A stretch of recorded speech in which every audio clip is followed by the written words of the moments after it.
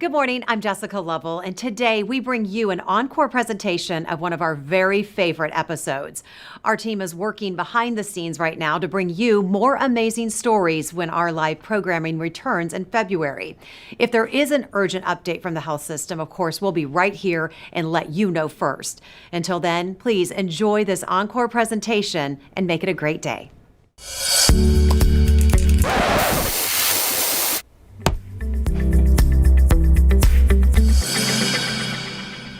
Good morning. I'm Dr. David Kaemmer, Chief Medical Officer for the Kansas City Division of the University of Kansas Health System. I'm filling in for Dr. Stites in this week's episode of Open Mics. Today, we're exploring a bacterial disease that can infect both humans and their pets, and especially our four-legged friends, dogs. It's called leptospirosis, or sometimes just lepto. And it can cause a range of symptoms from mild to life-threatening, and we're about to meet two people who acquired this infection. One says she got a mild case from her dog, but the other endured a truly life or death experience. I'm happy to say Mr. David Kaemmer survived his severe lepto infection. He joins us alongside with his wife, Sarah. Since this is an infectious disease, we thankfully have someone, can't trust the surgeon to talk about this all the time. We need an infectious disease specialist, Doc Hawk, here at the desk. Thank you all for coming. Thank you. Also joining us remotely is Amy Anderson, who you might recognize from KMBZ Radio. We'll hear her story in just a minute. But first, David and Sarah sat down with reporter Janine Kiesling to explain how their anniversary vacation likely led to his lepto infection. That trip to Jamaica was right before Thanksgiving 2022. When they returned, David's health started deteriorating. The Monday after the holiday weekend, David's wife Sarah drove David to the hospital. Neither of them had any idea David would spend the next 39 days in various hospitals fighting for his life. The Blue Hole in Jamaica is a popular tourist attraction. David and Sarah Kaemmer describe it as a natural water park, and we're excited to go with friends while vacationing nearby. That was November 16th, 2022. On November 28th, David was admitted into a local hospital with flu-like symptoms and a mysterious rash on his chest. I was put on an IV and I was in trouble. As you look back, my kidneys were failing significantly at that point. David says he doesn't remember a lot of what happened, but his wife Sarah was by his side, and when doctors at the first hospital couldn't come up with a diagnosis, he was transferred to a second hospital. I mean, he was out of it. He wasn't aware of anything going on. Doctors at the second hospital weren't having any more success in making a diagnosis. On Wednesday, he was moved to the ICU. His organs were failing. On Thursday, David was put on a ventilator. At that point, doctors told Sarah they were out of ideas, and David needed to go to the University of Kansas Health System. Well, when we got to KU on that Friday, I mean, like from the moment of him getting in there and the team of doctors and the nurses and the whole staff was amazing. Infectious disease doctors took the lead, but doctors from various departments were involved in David's care to stop his organs from failing as they worked towards a diagnosis. At the same time, Sarah was talking with her family, many of whom were in the medical field. Sarah's uncle suspected David had leptospirosis. At the same time, doctors at the University of Kansas Health System were testing for that exact bacteria transmitted through the urine of infected animals. Yeah, so he is a retired veterinary microbiologist from the University of Minnesota and wrote his doctorate on leptospirosis and was part of the team that helped with the vaccine for animals. Doctors confirmed David had the most serious of leptospirosis, called Weil's disease, the only case doctors at the health system had ever seen. That, like, where the major organ failure happens. It's just very rare for lepto to turn into such a devastating scenario. Why it happens, they don't know. But doctors refused to lose David and were not only able to stop his health from deteriorating, he started to improve. David was transferred to a rehabilitation hospital on Christmas Eve. He remembers feeling better and being able to communicate with doctors before his release. He still gets emotional thinking about it. Well, they asked me to come up with a word when was that on the day I got taken off? The doctors, they took out the ventilator and they said, "What is the first word you think of?" And I said, love.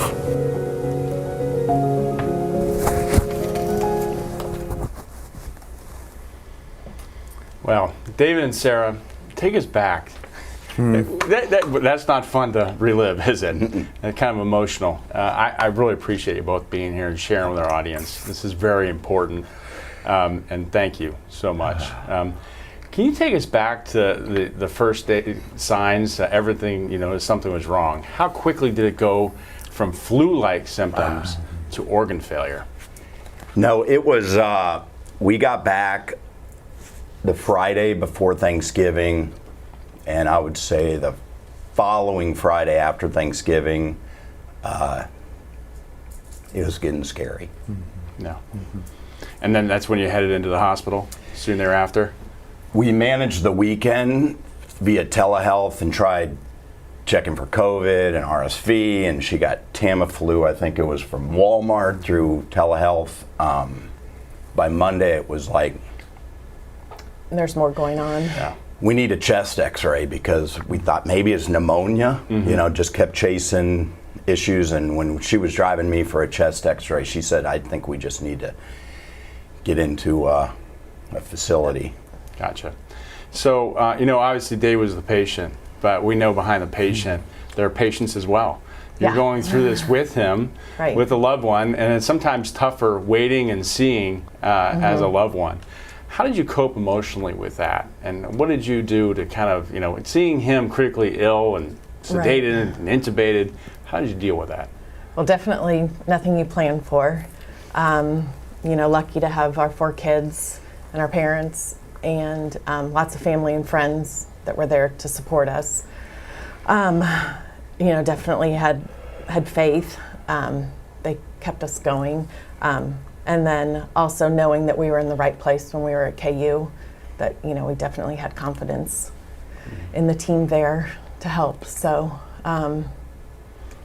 you kind of go into fight mode, you just, there just was no other option. Right. So you just stick with it.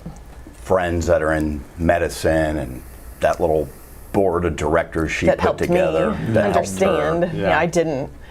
They said we got to get him to KU. One of them was an organ transplant nurse from college at University of Kansas. We both went to KU, and he was, these folks were big advocates for how we got to get here, and then through the network and self-advocacy, or not self, but the team advocating for me, we were able to get down here. Yeah, well, we're glad you were able to make it here. Oh yeah. You share a picture of a board where you wrote out daily blessings while David was hospitalized.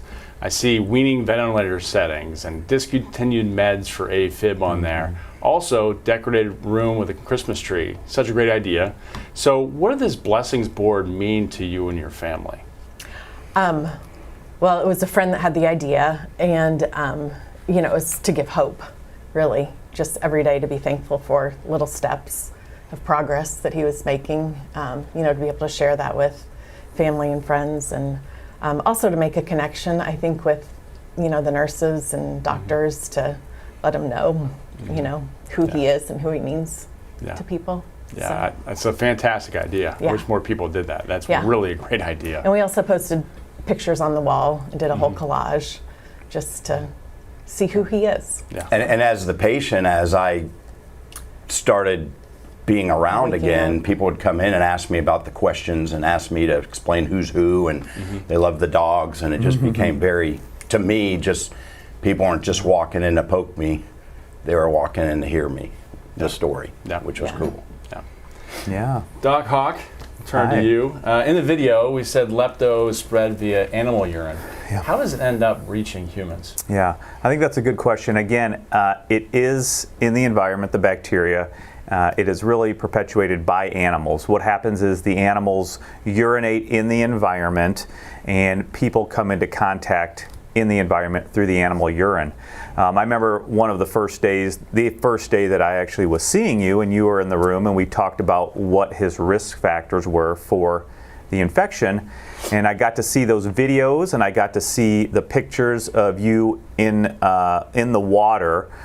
It was in jumping into the water, but also going through creeks.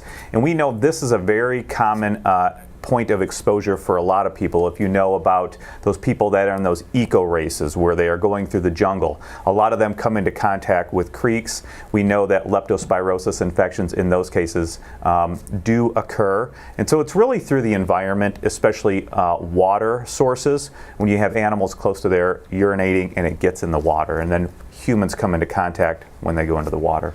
So that obviously, swimming in Jamaica, the Blue Hole, could be a possibility of an infectious source, correct? That could be one, and I think you guys were walking through creeks as well. So I think those are probably going to be the two biggest sources there, yeah. So David and Sarah shared a picture of his yellow and jaundiced eyes. That's a big sign his liver might be failing. Doc Hawk, with a severe case like David's, what was the treatment? Yeah, I think that is one of the good things. So here at the University of Kansas Health System, we probably actually diagnose 1 to 2 cases a year of leptospirosis. We certainly check for it all the time, especially during tick-borne illness season. And what we do find is that the nice thing is that for our tick-borne illnesses like Rocky Mountain spotted fever and ehrlichiosis, but also leptospirosis, the treatment is simple. Doxycycline, which is a very common drug, and it's an old drug, but it still works. So he was able to get treatment with doxycycline, and that is what really helped him. Also, of course, the supportive care when he was having the respiratory failure, needing to be on the ventilator, and of course the renal failure as well. So getting through the acute phase is one thing, but David also needed time after his extended stay in the hospital and at an inpatient rehab unit. David, what was it like rebuilding your body and trying to walk again and just doing the normal activities of daily living? Yeah, it's different. You can't believe, and even looking back, talking with the family last night about today's show, just rehashing it, that like you can't believe you can't move, right? And so, I have a huge appreciation for PT and OT and the rehab scene. I've had to rehab my knee from a scope. That's nothing, man. When you're down and out and you got this team of folks that are showing up in the morning, you kind of aren't so excited when they're showing up, but they get you up and they start moving you around and they help you do things that you didn't know you ever were going to need help doing. So they're special people to me to put one foot in front of the other again. It's a journey, that's for sure. Yeah. We often think in medicine that one day in the ICU equates to at least 2 days, maybe 3 days of rehab on the other end. And it's hard to equate that, but you really do become deconditioned. That's right. So really strong, healthy guy. What was it like watching him make progress through that and really have a tough time, but eventually get there? I mean, it was definitely difficult. Just seeing him in a different state like that, but I knew his personality and I knew he would not give up. Took a lot of patience and encouragement, but I knew he wouldn't give up. That just wasn't him. Yeah. So, which was part of the reason in the hospital, that was just our attitude. We can't give up because he wouldn't. Yeah. Very strong will. That's fantastic. Let's bring in Amy Anderson to talk about her lepto experience. We didn't get this opportunity very often in the show, but this is our chance to look at some cute dog photos. Amy, tell us about Archie and how he might have caught and spread lepto. Oh, poor sweet baby. So he was 12 weeks old and he was lined up to get his vaccinations. He had not had his lepto vax yet because he was too young. And he was scheduled to go in the next week or two to get those vaccinations. He was outside in our backyard. This is what we think, playing. He's a troublemaker. He was rolling in big, wet, muddy puddles in our backyard, as puppies do. And we think that's how he got it because we have had families of foxes in our neighborhood. And they were having their babies around this time of year. And there was just a lot of, you can hear them at night, you can see them on ring cams. So we knew they were out there. And the working theory seems to be that, that they were urinating in our backyard and he was rolling around in a puddle with that urine and he got sick. So what did you notice first? Was it Archie's illness or yours? It was his. He, he was this rambunctious. I mean, a 12-week-old puppy is a crazy little thing to be around. And he just one day I noticed he was just sleeping a lot, and then he stopped eating, and he just was not acting right. And we took him to one emergency vet, and they said, oh, he's probably got, like Legos in there. He probably ate one of the kids' toys. And they took an x-ray, and they said, yeah, we do see an object in there. He'll pass it. It's not that big. And they sent us home, and he got worse and worse and worse to the point where he wasn't even standing up anymore. So we rushed him to a different emergency vet, Mission Med Vet down on Johnson Drive. And she said, I don't think this object is what's causing the problem. And they kept him overnight. They called me at work the next day, and they said, you're probably going to have to put him down because his organs are failing and we can't figure out what's wrong. And she, at the very last minute, it was like a Hail Mary. She said, I'm going to try to treat him for lepto and see what happens. We won't know for a couple weeks if he has it because of how long it takes to get the tests back, but we're going to go ahead and treat him for that just to see. And I was like, please, just try anything, do anything you can to save him. And she called us the next morning and said that his kidney functions had improved 50% overnight just from being on the medication for lepto. So that's when we knew he had it. And it was just a few days later, I started feeling kind of like I had the flu, only a little bit worse and kind of strange. It was, I haven't felt it since, thankfully. It was like the flu, but slightly different, if that makes sense. I did not feel good at all. And I happened to be reading a lot about lepto, and I saw that it can be transferred to people. And that's when I reached out to KU for some help. Yeah. Great catch by the vet. I mean, and then were you warned a little bit about you could potentially get lepto when your dog had that? We talked about it a little, and but it wasn't until I was kind of reading, I was doing so much reading when we found out that was what he had, and it, said in all the articles I was reading that you have to be very careful if you have an animal with lepto. And then they put him in quarantine at the vets, and we had to wear gloves and masks to go in and visit him. And I started to wonder if that's what I had when I started feeling so strange and so bad. I really felt awful. Yeah. So were you the only one in the family that got sick? Anyone else get sick? Thankfully, I was the only one, but I was the one that was constantly holding this 12-week-old puppy, and he was always kissing my face, and I carried around constantly. So it doesn't surprise me that I was the only one that got it, and thankfully, my husband and the kids were out of town that week to go see some of his family in Chicago, and so it was just me and Archie here. So it actually ended up working out well. It was just the two of us recuperating. Gotcha. Well, our program usually focuses on human health, but I should acknowledge there is a new lepto vaccine for dogs in the market. If you do own a dog, it's something you may want to talk about your veterinarian about. Doc Hawk, Amy had a mild case. David had a life-threatening case. Why do some people get sicker than others, and why does some people not get sick at all? Yeah, I think there's not a good answer as to why some people get sicker than others. Certainly we know that wild disease, the severe case that you had, only occurs in 5 to 15% of people who actually have leptospirosis disease. So you definitely got the short end of the stick, unfortunately. I don't think there's any real good way or mechanism that we know that one person will just develop mild disease, while a very select few will develop more of that severe disease, unfortunately. That short end of the stick, it sounds a little bit more than a short end of the stick. You might get beaten with that stick, it sounds like. It did. We are here to answer your questions. Please send them in using the links on your screen, YouTube, Facebook, or email the Medical News Network. We know you have many questions out there, so let's head to Studio B with Dr. Del Cid. Dr. Del Cid. You gave me quite a promotion. Oh, I'll take it. But I've no business treating any patients, I'll tell you that.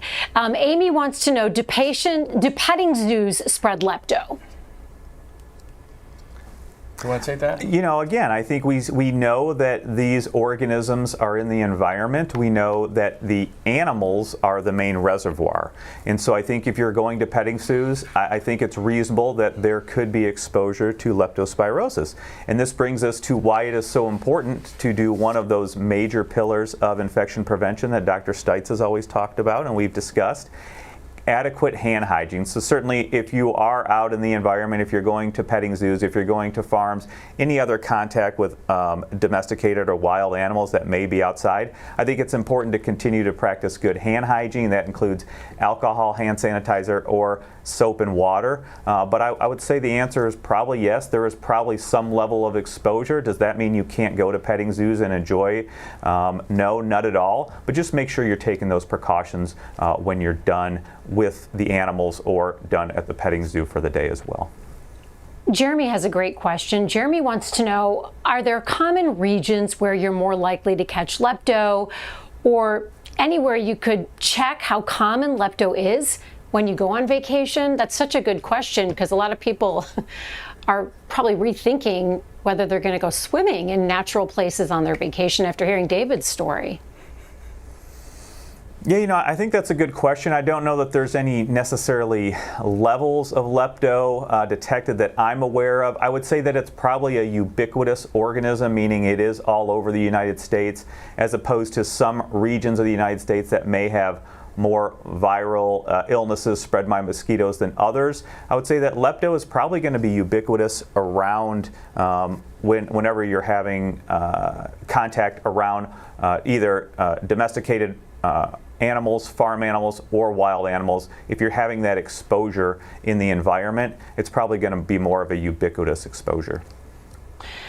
We have one more question from Marie, who wants to know if she's heard this and wants to know if this means that she's at a greater risk for catching it because she works at a doggy daycare.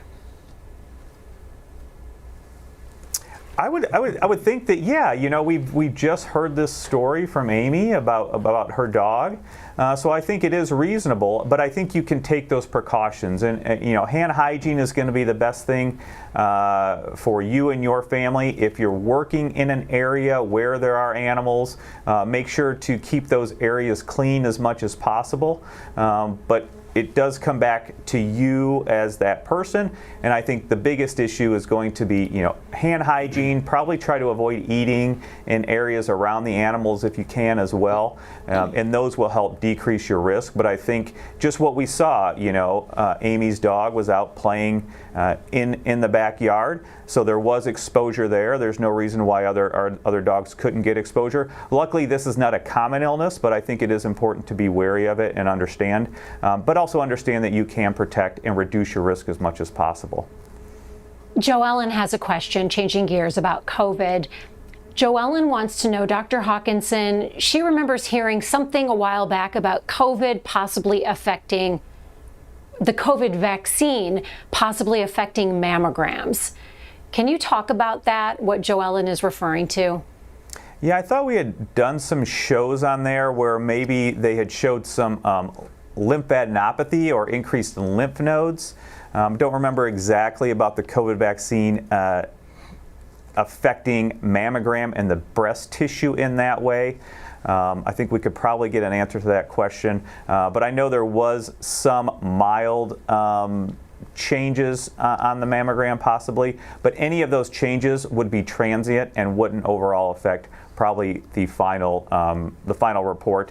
But I think we can probably get an answer for that from our breast imaging experts. And we'll do that, and then we can get back to people, the woman who had that question. One more question from Kathy. Kathy wants to know, will insurance or Medicare pay for the COVID vaccines? So private insurance should pay, Medicare should pay as well. I think, you know, I certainly know there are government programs for Paxlovid as well as company programs for Paxlovid, which is the antiviral. But in general, the insurance programs and the government programs should be paying for the vaccine itself. Now, if you go somewhere, there may be an administration fee that may not be paid for, but the vaccine and the vaccination itself should be paid for. Great questions. Thanks, Doc Hawk. Appreciate that. Thanks, Dr. Del Cid. This has been a great discussion, but we want to get some final thoughts before we go. So, Amy, do you have some final thoughts? Well, first of all, I just want to tell David, I'm so glad that you are okay. Your story is just horrifying, and I'm so grateful to see you sitting there talking with us this morning. Just incredibly scary stuff. I am very grateful for good veterinarians and good doctors. And if you start feeling strange, you guys can't figure out what is wrong, make sure you bring it up if you've been around a situation with animals like that. And the biggest thing I want to come out of this is to get your dogs vaccinated against lepto. The vaccine is cheap, it's easy. Like I said, Archie was just a few days out from getting his, and both my dogs get them like clockwork every year now. Save yourself the hassles of going through what we went through. If you have dogs, definitely get them vaccinated. Thanks, Amy. Sarah, do you have some final thoughts? Yeah, I guess if you go on vacation or leave the country and you come home and you don't feel well, definitely get it checked out, and not just get it checked out, but tell the providers where you've been, and so that maybe they can say, oh, yeah, that could be something, and to self-advocate for yourself. So, David? Yeah, to Amy's point, I mean, dogs and cats can be vaccinated for this stuff, right? So that's a really good action to take with your pets for their benefit, potentially for ours.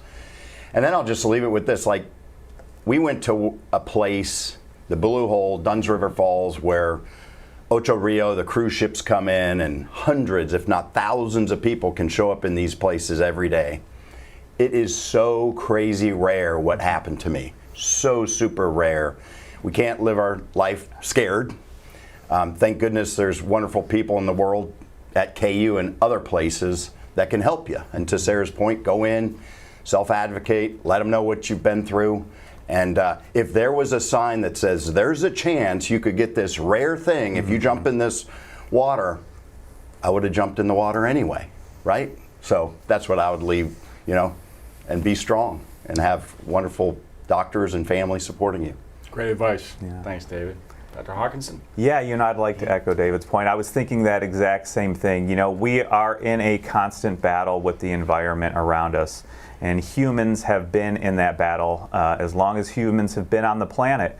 Don't be scared. We are not trying to scare you. This is all to inform you, to protect you as much as possible, to allow you to make those decisions, but give you the best information to help protect yourself and your family. And there are simple things that you can do that we have talked about. Hand hygiene is vitally important when you go out into the community, when you go to petting zoos. Frequent hand hygiene is important. Stay up to date with your vaccinations. We give the recommendations. The recommendations are made because we know that the vaccines can help prevent serious disease, and we want that for you and your loved ones. So understand all of that information, take that into account when you're making your decisions, but by no means do we want to scare you. We just want to give you the most up-to-date information to keep you and your family healthy. Well, Amy, David, Sarah, thank you so much for being on today's educational program. This is huge for the community, and thanks for entrusting your care to us here at the University of Kansas Health System. This is very important. As others have said, I'll echo, please, if you're not feeling well, seek out some help, seek out some answers, and if you're not getting the answers you think you should have, seek out more. Be your own advocate and have your family help you. Thanks again to all of our guests and to our audience. We'll see you next time. Subscribe to our Morning Medical Update and Open Mics with Dr. Stites podcast. Now, everywhere podcasts are available.